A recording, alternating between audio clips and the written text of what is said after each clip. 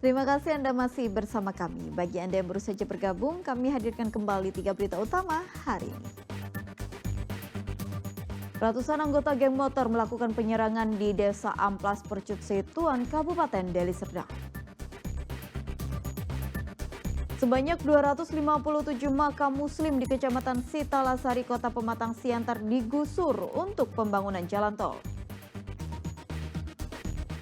Sejumlah nama asal dari Sumatera Utara pun terlibat dalam Kabinet Merah Putih.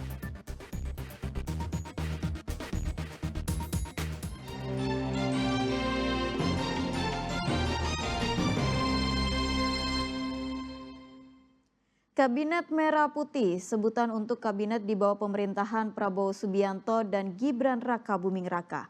Sejumlah nama asal dari Sumatera Utara pun terlibat di dalamnya. Siapa saja? Berikut informasi selengkapnya.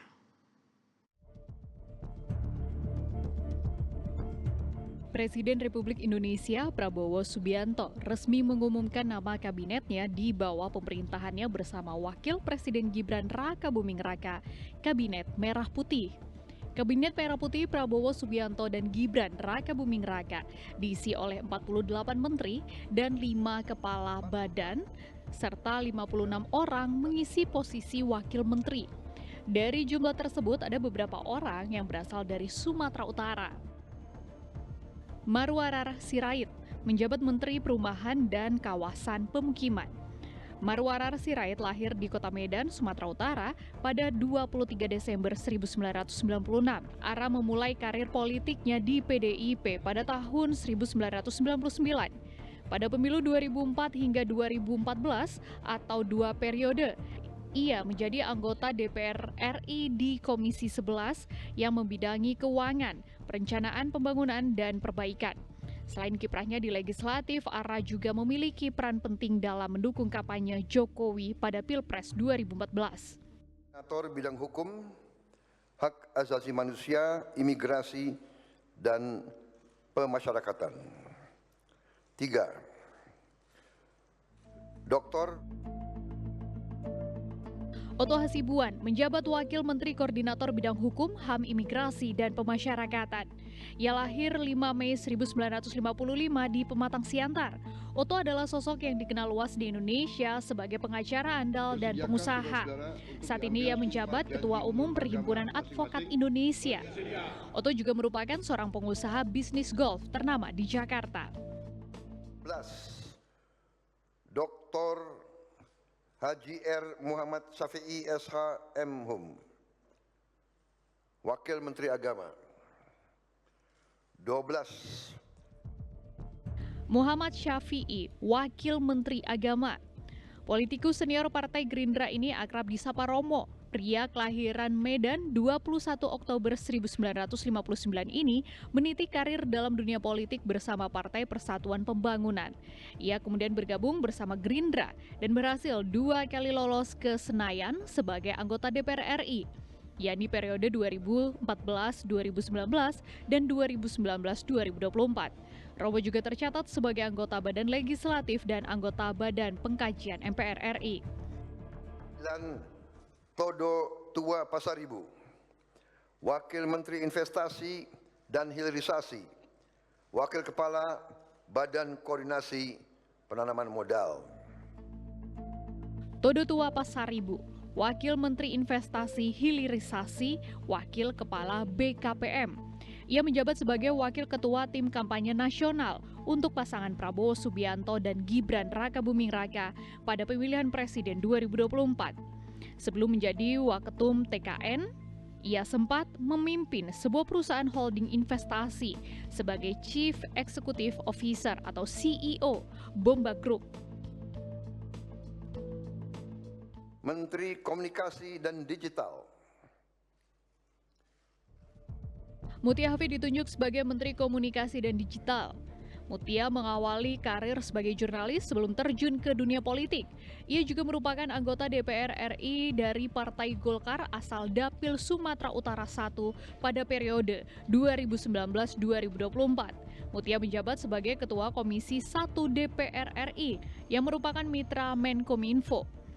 Pada pemilihan legislatif 2024, Mutia kembali terpilih sebagai anggota DPR RI dari Dapil Sumatera Utara 1.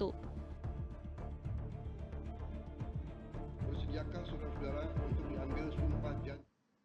Pasca pelantikan Prabowo menjadi Presiden Republik Indonesia pada 20 Oktober 2024 kemarin, masyarakat di Percut Setuan menggelar acara syukuran. Acara ini juga bertujuan untuk memperkuat ikatan tali silaturahmi antar sesama warga. Daniel agar menjadi anggota. Sejumlah warga di kawasan Percut Setuan, Kabupaten Deli Serdang menggelar kegiatan syukuran berupa makan bersama. Kegiatan ini sebagai ucapan rasa syukur atas dilantiknya Prabowo Subianto menjadi Presiden Republik Indonesia pada 20 Oktober lalu. Kegiatan yang juga bekerja sama dengan Partai Gerindra Kabupaten Deli Serdang menggelar kegiatan sunatan massal dan memberikan santunan untuk warga miskin yang ada di Kabupaten Deli Serdang dan sekitarnya. Sunat massal dan juga nanti anak yatim dan fakir siang nanti. Kegiatan ini juga bertujuan untuk memperkuat ikatan silaturahmi antar sesama warga. Muhammad Hamdani melaporkan dari Deli Serdang.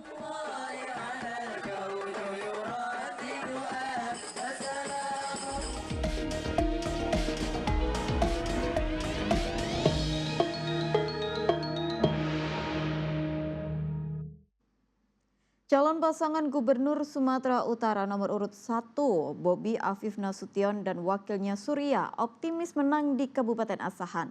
Dalam persiapan kemenangan tersebut, Bobi dan Surya berkunjung menemui relawan pendukungnya di Gor Kisaran. Calon Gubernur dan Wakil Gubernur Bobi Afif Nasution Surya disambut antusias ribuan warga Kabupaten Asahan saat tiba di Gedung Olahraga Kisaran Asahan.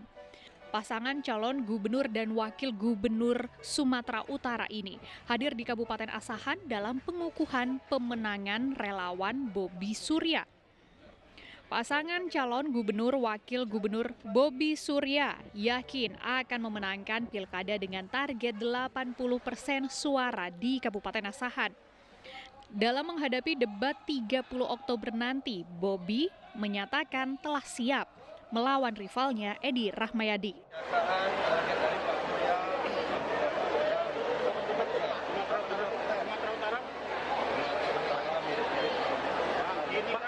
Pada persiapan debat nanti bagaimana? Ini bagian dari persiapan debat ini.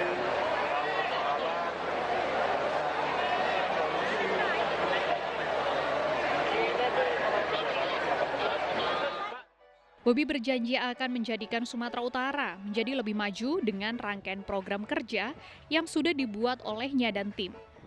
Bobi juga mengingatkan kepada masyarakat Sumatera Utara untuk menggunakan hak pilihnya dengan baik pada pemilihan kepala daerah Sumatera Utara di bulan November 2024 mendatang. Muhammad Hamdani melaporkan dari Kabupaten Asahan. Calon Gubernur Sumatera Utara nomor urut 02 Edi Rahmayadi melakukan kampanye di pesisir Kota Medan. Ia berjanji jika terpilih akan bekerja sama dengan Wali Kota Medan untuk membangun daerah pesisir menjadi daerah yang layak pemukiman. Ratusan warga pesisir Kota Medan menghadiri kampanye calon Gubernur Sumatera Utara Edi Rahmayadi di lapangan Kampung Nelayan, Kelurahan Nelayan Indah, Kecamatan Medan, Labuhan, Kota Medan. Edi Rahmayadi yang tiba bersama sang istri langsung disambut dengan yel-yel oleh tim relawan dan ratusan simpatisan. Edi Rahmayadi berjanji bila terpilih lagi akan berkoordinasi bersama Wali Kota Medan untuk membangun pesisir Kota Medan. Saya akan perbaiki dan bekerja sama dengan Wali Kota Medan. Medan adalah ibu kota Sumatera Utara. Medan adalah wajahnya Sumatera Utara. Ini menjadikan prioritas sehingga orang mau datang, mau menginvestasi, orang mau berkarya di Sumatera Utara kita ini.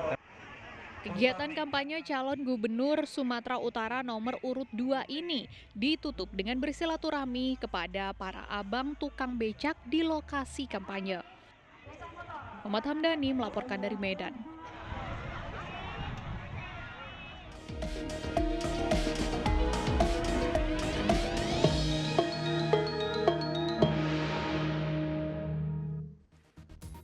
Laporan tersebut mengakhiri berita Medan hari ini. Saya Tabita Putri berterima kasih atas perhatian dan kebersamaan Anda.